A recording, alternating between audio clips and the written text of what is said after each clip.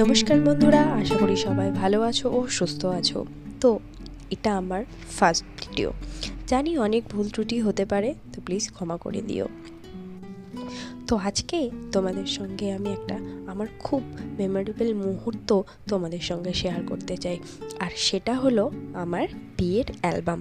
বিয়ের অ্যালবামটা আমিও সবে হাতে পেলাম, আর হাতে পাওয়া মাত্রই তোমাদের সঙ্গে শেয়ার করলাম। তো চলো।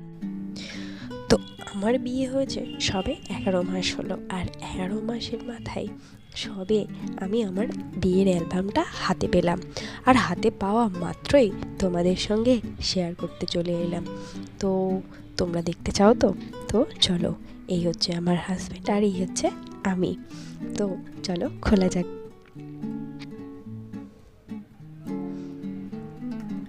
দেখতে তো খুব সুন্দর হয়েছে, ভিতরের ছবিগুলো কেমন হয়েছে সেটাও তো দেখতে তো নাকি। তো চলো দেখো, এর ভিতরে আরও একটা প্যাকেজিং, আর এই এত ভালো করে প্যাকেজিং দেওয়ার একটাই উদ্দেশ্য, সেটা হলো যাতে অ্যালবামটা অনেক ভালো থাকে, অনেক দিন পর্যন্ত ভালো থাকে, যাতে জিনিসটা তাড়াতাড়ি হাওয়া বাতাসে নষ্ট না হয়ে যায়। তো এবার খুলে দেখাবো। দেখো, প্রথমেই আমাদের নাম আছে, আর আমাদের ছবি আছে, নাম আছে এবং বিয়ের তারিখ আছে। খোলা মাত্রই প্রথমে একটা পুরো সাদা পেজ, আর তারপরের পেজেই হচ্ছে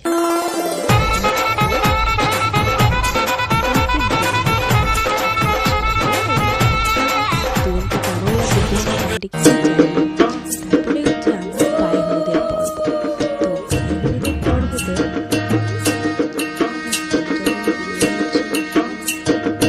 আজ বসন্তের গায়ে হলুদ, কাল বসন্তের বিয়ে গো।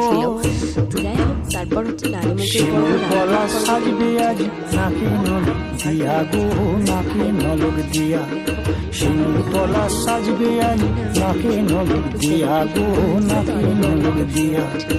আজ বসন্তের গায়ে হলুদ, আজ বসন্তের গায়ে হলুদ, কাল বসন্তের বিয়ে গো।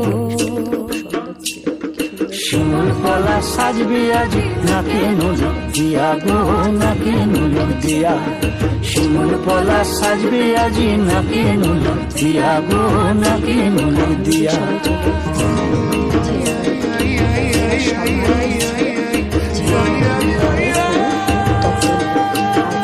ছেলের বাড়ি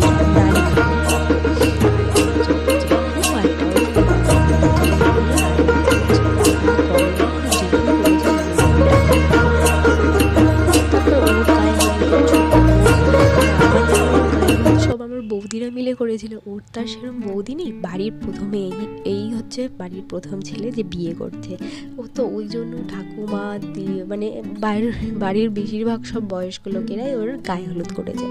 এখানে ভাই বোনেরা সবাই মিলে একটু গায়ে হলুদ দিয়ে ফটোশ্যুট করে নিচ্ছিল। তো এখানে তারপরে হচ্ছে আমার বরের ফটোশ্যুট হয়েছে এখানে। তো ওদের হচ্ছে বাড়ির পাশের যে জায়গাটা ছিল সেখানে খুব সুন্দর লোকেশন ছিল, তো ওখানেও ফটো ভালোই উঠেছিল। তারপর হচ্ছে আশীর্বাদী পর্ব। আশীর্বাদী পর্বতে প্রথমেই আমার শ্বশুরমশাই, তারপর হচ্ছে আমার শাশুড়ি মা, আমার মেসোমশাই, আমার দাদু সবাই আশীর্বাদী করে নিয়েছিল। তারপরেই আর কি বর রেডি হয়ে গেছিল, আর ওদিকে আমিও রেডি হচ্ছিলাম। তো দেখো, বর রেডি হয়ে গেছে, গাড়িতেও উঠে গেছে, এবার যাওয়ার পালা। তো দেখো চলে এসছে আমাদের বাড়িতে, আর এখানে দেখো অবস্থাটা। আমার দাদা, দুই দাদা, পিছনে হচ্ছে তোমার ভাইরা ছিল, সবাই ওকে কোলে করে নিয়ে আর কি যেখানে বসেছিল ও তত পর্যন্ত নিয়ে গেছিল কোলে করে। তারপর ও ফটো তুলছিল, আমি ভিতরে ছিলাম, আমার সঙ্গে ওখানে অনেকে আলাপ করতে গেছিল, যেমন যায় যথারীতি।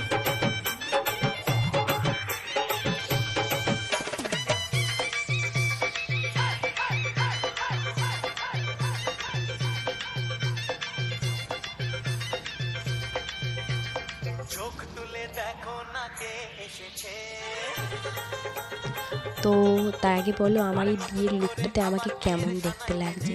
তোমরা আমার নর্মালি লুকটা তো দেখলে, বিয়ের পরের লুকটা। তো বিয়ের সময় আমাকে কেমন লাগছিল সেটা কিন্তু প্লিজ সবাই কিন্তু জানিও আমাকে কেমন লাগছিল, ঠিক আছে? আমিও বিয়েতে বসার আগে সবার সাথে ছবি তুলে নিয়েছিলাম, জানি না পরে সময় হবে কি না ওই ভেবে আমিও সবার সাথে ছবি তুলে নিয়েছিলাম।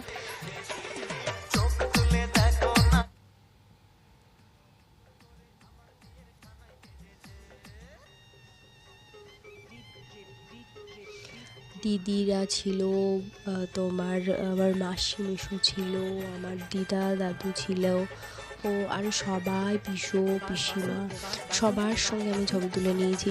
শুধু এখানে আমি বিয়ের দিন তুলতে পারিনি, যেটা হচ্ছে আমার বাবা মার সাথে আমি ভালোভাবে ছবি তুলতে পারিনি, কারণ সবাই যে যার মতো ব্যস্ত ছিল, ভালোভাবে ছবি তুলতে পারিনি কারোর সাথে আমি। আর এখানে দেখো আমার আশীর্বাদই হচ্ছে, এটা আমার মামা শ্বশুর, এটা আমার শ্বশুরমশাই, এটা আমার মেশো, এটা তারপর বাবা তো এদিকে বিয়ে এতে বসে পড়েছিল।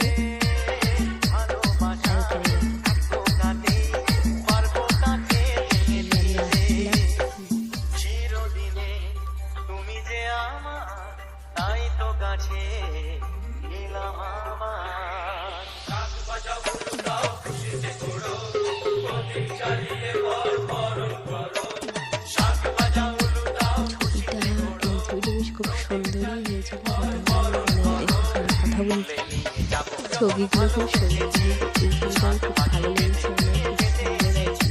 সেগুলো অনেকটা আমি দেখেছি, কারণ ও তো একদমই ছবি বাঁচেনি, সব বসে বসে বসে বসে দেখেছি।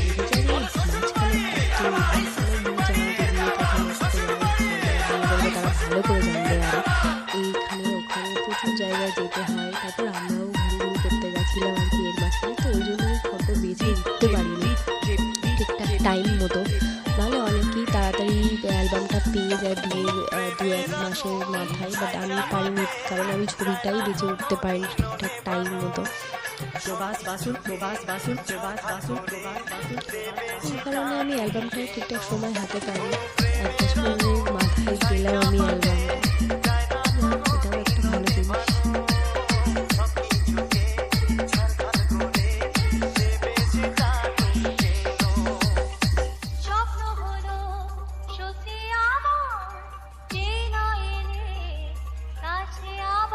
এগুলো হচ্ছে বিয়ের পর ছবি তুলেছিলাম, সবাইকে তো পাইনি, কিন্তু যাদেরকে পেয়েছিলাম তাদেরকে ধরে ধরে ধরে ধরে ছবিগুলো তুলানো হয়েছে, যে আয় ভাই ছবিটা তোল আমাদের।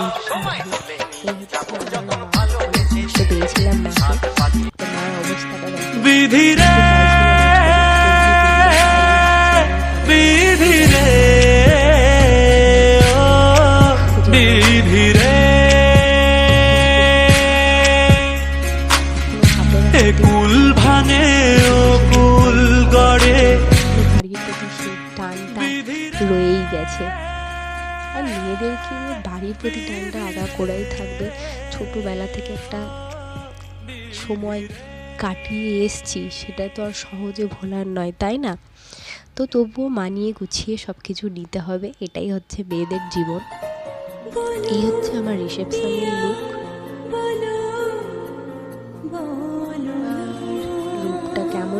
লুকটা কেমন লাগছে সেটা জানিও। এই হচ্ছে আমার হাজব্যান্ডের লুক, যিনি একদম আনম্যাচিং, কোনো ম্যাচিং হয়নি দুজনের মধ্যে, তবু দুজনকে ভালোই লাগছিল। ওকেও খুব সুন্দর লাগছিল, আমাকেও সিম্পলের মধ্যে সাজিয়ে, আমাকে বেশি সাজানোতে মানে সিম্পল লুকেই বেশি ভালো লাগে, ওই জন্য আমিও বলেছিলাম যে সিম্পল সাজিয়ে দিতে।